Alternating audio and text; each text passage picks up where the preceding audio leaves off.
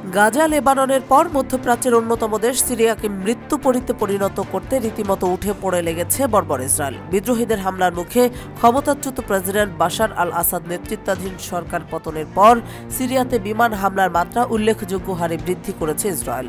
বিদ্রোহীদের সমর্থনে দেশটির অন্তর্বর্তী সরকারের প্রধানমন্ত্রী হয়েছেন মোহাম্মদ আল বশির। তবে দেশটিতে বিরাজমান অস্থিতিশীল পরিস্থিতির মাঝেই খ্যাপাটে নেতানিয়াহুর সামরিক বাহিনী গত ৪৮ ঘণ্টায় ৪৮০টি বিমান হামলা চালিয়েছে, যার মধ্যে সিরীয় নৌবাহিনীর ১৫টি জাহাজে হামলার ঘটনাও রয়েছে।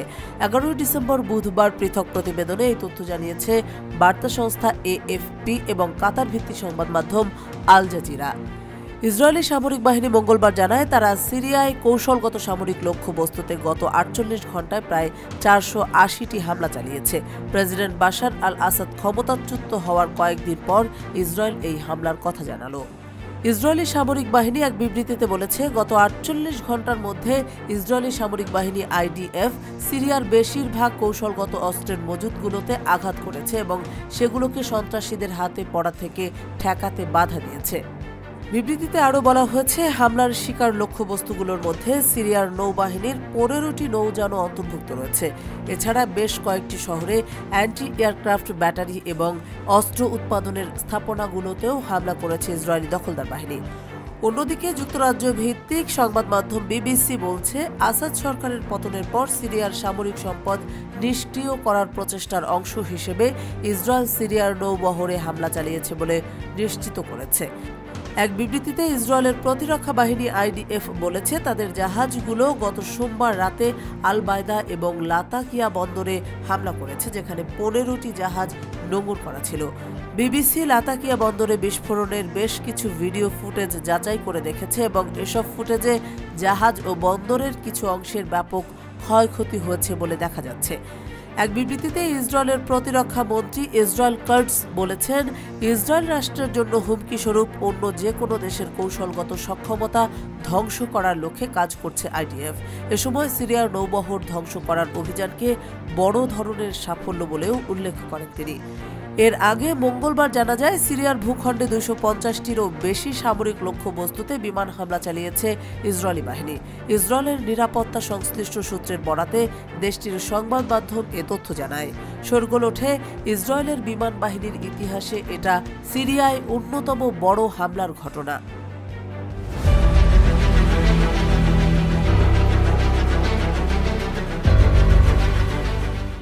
সম্প্রতি দুবাই ভ্রমণের পরিকল্পনাকারী ভারতীয় পর্যটকদের জন্য উপসাগরীয় দেশ সংযুক্ত আরব আমিরাতের ভিসা পাওয়া কঠিন হয়ে উঠেছে। ভারতীয়দের ভিসার আবেদন গণহারে বাতিল করছে আমিরাত। জানা গেছে, মধ্যপ্রাচ্যের এই দেশটি ট্যুরিস্ট ভিসার নতুন নিয়ম চালু করায় ভারতীয়দের ভিসার আবেদন গণহারে বাতিল হচ্ছে। মঙ্গলবার ভারতের ইংরেজি দৈনিক টাইমস অফ ইন্ডিয়ার এক প্রতিবেদনে এই তথ্য জানানো হয়েছে। দৈনিকটির প্রতিবেদনে বলা হচ্ছে, পূর্বের রেকর্ড অনুযায়ী অতীতে আমিরাতের ভিসার জন্য ভারত থেকে আবেদন করা হলে প্রায় ৯৯% মানুষই ভিসা পেতেন। সেখানে নতুন নীতি কার্যকর হওয়ায় ভিসার আবেদন বাতিলের হার রেকর্ড সংখ্যায় বৃদ্ধি পেয়েছে। ভিসা বাতিলের হার বেড়ে ৬% ছাড়িয়ে গেছে, যা আগে ছিল মাত্র ২%। এর ফলে ভারতীয় পর্যটকরা হতাশার পাশাপাশি আর্থিকভাবে ক্ষতির মুখোমুখি হচ্ছেন। এই বিষয়ে বিস্তারিত জানাতে গিয়ে টাইমস অফ ইন্ডিয়া বলেছে, উপসাগরীয় অঞ্চলের দেশটিতে ঘুরতে যাওয়ার পরিকল্পনা করা পর্যটকদের জন্য ভিসার কঠোর নীতি কার্যকর করা হয়েছে। এখন থেকে যারা দেশটিতে গিয়ে হোটেলে থাকবেন, তাদের সেই হোটেলের বুকিংয়ের প্রমাণ ও বিমানের টিকিটের কপি জমা দিতে হবে। এছাড়া যারা স্বজনদের বাড়িতে থাকার পরিকল্পনা করবেন, তাদের সেই বিষয়ে যথাযথ তথ্য কর্তৃপক্ষের কাছে দিতে হবে। ভারতীয় ট্রাভেল এজেন্সি পার্সিও ট্রাভেলসের ডিরেক্টর নিখিল কুমার বলেন, বিমানের টিকিট ও হোটেলের বুকিং কনফার্ম থাকা সত্ত্বেও আমিরাতের ভিসার আবেদন বাতিল করা হচ্ছে। তিনি বলেন, আবেদন বাতিল হওয়ায় হোটেল বুকিং, বিমানের টিকিট বুকিং, ভিসা ফির জন্য অনেক অর্থ নষ্ট হয়ে যাচ্ছে আবেদনকারীদের। এক্ষেত্রে ভিসা না পেলেও কারো কারো ক্ষেত্রে ভিসা ফির ১৪,০০০ রুপি ও বিমানের টিকিট বাতিলে আরও প্রায় ২০,০০০ রুপি ব্যয় হচ্ছে। উল্লেখ্য যে সংযুক্ত আরব আমিরাতের নতুন ভিসা নীতি অনুযায়ী একজন পর্যটককে তার হোটেলের রিজার্ভেশনের প্রমাণ, বিমানের টিকিট, রিটার্ন টিকিট দেশটির ইমিগ্রেশন পোর্টালে আপলোড করতে হবে। এছাড়া দুবাই যাওয়ার মতো অর্থ ব্যাংকে আছে কিনা তা নিশ্চিতে ব্যাংক স্টেটমেন্টও জমা দিতে হবে। পর্যটককে দেশটিতে যাওয়ার আগে শেষ 3 মাসের বেতনও দেখাতে হবে। এছাড়া ন্যূনতম 50,000 রুপির ব্যাংক স্টেটমেন্ট ও প্যান কার্ড জমা দেওয়াও বাধ্যতামূলক করা হয়েছে। এসব জটিল শর্ত পূরণ করেও অনেক আবেদনকারী ভিসা পাচ্ছে না। মধ্যপ্রাচ্যের দেশ সিরিয়ায় 2 যুগ ধরে ক্ষমতায় ছিলেন বাশার আল আসাদ। এর মধ্যে প্রায় 1 দশক তাকে ক্ষমতায় টিকে থাকতে বড় ভূমিকা পালন করেছে রাশিয়া। এছাড়া আসাদ সরকারের দীর্ঘ সময়ের বন্ধুর ভূমিকায় দেখা গেছে ইরানকেও। তবে বিদ্রোহী গোষ্ঠীগুলোর মাত্র 12 দিনের ঝটিকা এক অভিযানে বাশার আল আসাদের শোচনীয় পতনের পর মধ্যপ্রাচ্যের ভূ রাজনীতিতে ব্যাপক পরিবর্তনের শঙ্কা ইতোমধ্যে মাথাচাড়া দিয়ে উঠেছে।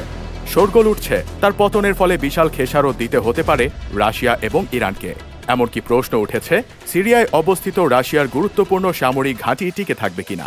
পাশাপাশি ইরানের সঙ্গে হিজবুল্লাহর যোগাযোগ এখন অনিশ্চয়তায় পড়বে বলে মনে করছেন বিশ্লেষকরা। আবার নতুন সরকারের যুক্তরাষ্ট্রের সঙ্গে হাত মেলানোর সম্ভাবনায় বড় ধরনের চ্যালেঞ্জের মুখে পড়েছে রাশিয়া। খবরটি প্রকাশ করেছে গণমাধ্যম CNN। আরব বিশ্বের কর্তৃত্ববাদী শাসকদের বিরুদ্ধে 2011 সালে অন্যান্য দেশের মতো সিরিয়াতেও শান্তিপূর্ণ বিক্ষোভ শুরু হয়, কিন্তু ক্ষমতা টিকিয়ে রাখতে বাশার আল আসাদ বিক্ষোভকারীদের ওপরে চালান ভয়াবহ নৃশংসতা। এরপর থেকে 5 লক্ষাধিক সিরীয় প্রাণ হারিয়েছেন, উদ্বাস্ত হয়েছেন আরও 1.5 কোটি। রাশিয়া, ইরান, তুরস্ক ও যুক্তরাষ্ট্র জড়িয়ে পড়লে সিরিয়ায় এই গৃহযুদ্ধ আন্তর্জাতিক রূপ ধারণ করে। তবে মধ্যপ্রাচ্যের আধুনিক ইতিহাসে সবচেয়ে নৃশংস এক স্বৈরাচারী সরকারের পতনের মধ্য দিয়ে দেশটিতে 13 বছরের গৃহযুদ্ধের ইতি ঘটেছে। বিশ্লেষকেরা বলছেন সিরিয়ার যুদ্ধে জড়িয়ে পড়েছিল পরাশক্তি দেশগুলো। ফলে বাশার আল আসাদ সরকারের পতনের পরে মধ্যপ্রাচ্যের ভূ রাজনীতিতে বড় ধরনের একটি পরিবর্তন এখন অনিবার্য হয়ে উঠেছে। বাশার আল আসাদের 24 বছরের শাসনামলে নানা রাজনৈতিক সুবিধা নেয়া মিত্ররা বিভিন্ন সমস্যার সম্মুখীন হতে পারেন বলে মনে করছেন মধ্যপ্রাচ্য বিষয়ক বিশ্লেষকরা। মধ্যপ্রাচ্যে কর্তৃত্ব বজায় রাখতে কৌশলগত দিক দিয়ে গুরুত্বপূর্ণ রুশ বিমান ও নৌসামরিক ঘাঁটি রাখতে আসাদের সঙ্গে বোঝাপড়া ছিল ভ্লাদিমির পুতিনের। নতুন সরকারের আমলে আদৌ সেই ঘাঁটি টিকে থাকবে কিনা তা নিয়ে দ্বিধাদ্বন্দ্বে পড়তে পারেন। এমনকি সিরিয়ার নতুন সরকার যুক্তরাষ্ট্রের সঙ্গে সম্পর্ক জোরদার করতে চাইবে। ফলে রুশ প্রভাব এই ক্ষেত্রে অনেকটাই কমে যাওয়ার শঙ্কা তৈরি হতে পারে। তবে কর্তৃত্ব হাতছাড়া না করতে গোলান ও তুরস্কের সঙ্গে সমঝোতায় আসতে পারে মস্কো। আবার বাশার আল আসাদের পতনে মধ্যপ্রাচ্যে একটি বড় খুঁটি হারালো ইরান। লেবাননের সশস্ত্র গোষ্ঠী হিজবুল্লাহকে সিরিয়া দিয়ে অস্ত্র সরবরাহ করে তেহরান। পাশাপাশি হিজবুল্লাহকে ইরান যত রকম সহযোগিতা দিয়ে থাকে সেটিও সিরিয়া থাকার কারণেই এতদিন তা সম্ভব হয়েছে। কিন্তু বাশার আল আসাদের পতনে এইসব জায়গায় ইরান এখন দুর্বল হয়ে পড়বে। পাশাপাশি ইসরায়েল ফিলিস্তিনি সংঘাতেও ইরান আর আগের মতো বড় ভূমিকা পালন করতে পারবে না বলে ধারণা করা হচ্ছে।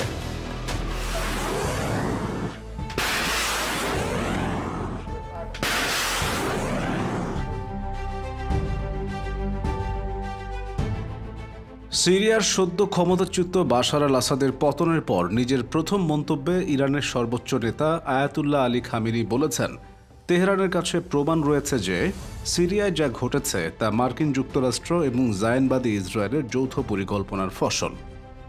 আর এসব প্রমাণ নিয়ে সন্দেহের কোনো অবকাশ নেই। 11 ডিসেম্বর বুধবার এক প্রতিবেদনে এ খবর জানিয়েছে কাতার ভিত্তিক সংবাদ মাধ্যম আল জাজিরা। ইরানের সর্বোচ্চ নেতা বলেছেন, সিরিয়ার সাম্প্রতিক ঘটনাবলীর মূল ষড়যন্ত্রকারী, চক্রান্তকারী এবং মূল হোতা হল আমেরিকা ও ইসরায়েল। এই চক্রান্তের প্রধান কমান্ড রুম আমেরিকা এবং ইসরায়েলের রয়েছে।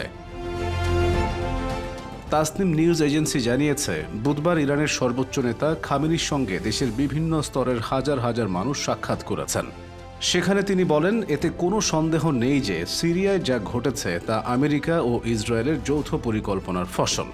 হ্যাঁ, সিরিয়ার একটি প্রতিবেশী সরকার এক্ষেত্রে একটি সুস্পষ্ট ভূমিকা পালন করেছে এবং করে যাচ্ছে। সবাই তা দেখছে। কিন্তু নিঃসন্দেহে মূল ষড়যন্ত্রকারী এবং চক্রান্তকারী আমেরিকা ও দখলদার ইসরায়েল। খামেনি আরও বলেন, প্রতিরোধ ফ্রন্টের বৈশিষ্ট্য হল যত বেশি ধাক্কা দেবেন তত তারা শক্তিশালী হবে, যত বেশি অপরাধযোগ্য চালাবেন তত বেশি উদ্যমী হবে।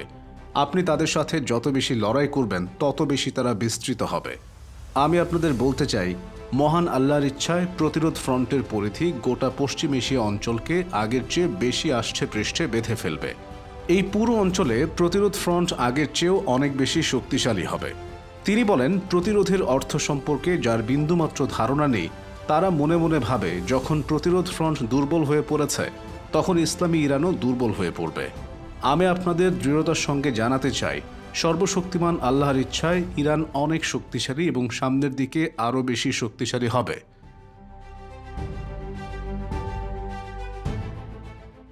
এদিকে সিরিয়ায় সরকার বিরোধী সশস্ত্র গোষ্ঠী হায়াতে তাহরির আল শাম ক্ষমতা দখল করার পর জায়নবাদী ইসরায়েল দেশটির উপর বিনা বাধায় ব্যাপক আগ্রাসন চালিয়ে যাচ্ছে এবং তারা দাবি করেছে এ পর্যন্ত সিরিয়ার সামরিক শক্তির শতকরা ৮০% তারা ধ্বংস করেছে। ইসরায়েলের বর্বর সামরিক বাহিনী জানিয়েছে তারা ক্ষমতাচ্যুত প্রেসিডেন্ট বাশার আল আসাদের শাসনকালে গড়ে ওঠা সিরিয়ার কৌশলগত সামরিক শক্তি ধ্বংস করে ফেলেছে। ইসরায়েল আরও দাবি করছে তাদের শত্রুদের হাতে যেন এসব অস্ত্র না পড়ে, সেজন্য তারা এই আগ্রাসন চালাচ্ছে।